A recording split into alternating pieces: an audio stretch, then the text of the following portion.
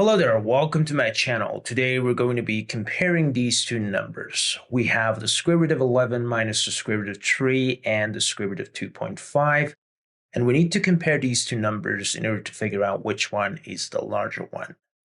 So to do that, first of all, let's go ahead and assume that root 11 minus root 3 is greater than the square root of 2.5.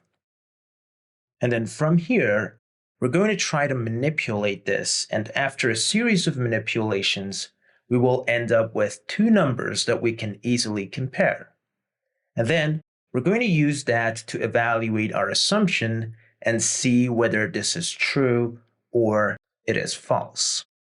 So first of all, let's go ahead and multiply both sides by the square root of 2 to get the square root of 5 on the right-hand side, and the square root of 22 minus the square root of 6 on the left-hand side. Next, let's go ahead and move this to the left-hand side to get the square root of 22 is greater than the square root of 6 plus the square root of 5. Next, notice that this is positive, and the same thing is true for this one. So we can go ahead and square both sides without changing the direction of the inequality. And let's go ahead and do that. So if we do that, we're going to get 22 on the left-hand side, and 6 plus 5 plus 2 times the square root of 5 times 6, or 30, on the right-hand side. Next, let's go ahead and subtract 11 from both sides to get 11 is greater than 2 times the square root of 30.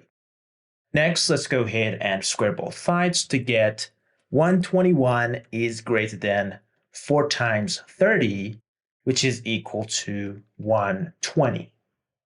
So this is true. 121 is greater than 120. That means that this one is true, and this one is true, and therefore this is true, and therefore our assumption is true.